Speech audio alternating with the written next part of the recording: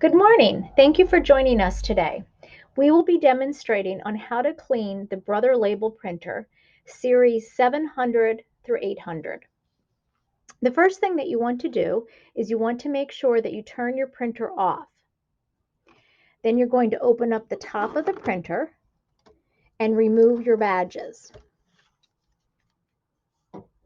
You will then take the cleaning sheet and you will remove the top part. It will be labeled either with a number 2 or the letter B, depending on your printer series.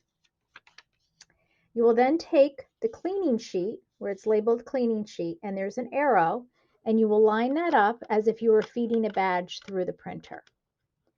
Close the top of the printer, turn the printer back on, and then press either the feed or it could be labeled cutter button, depending on the series that you have.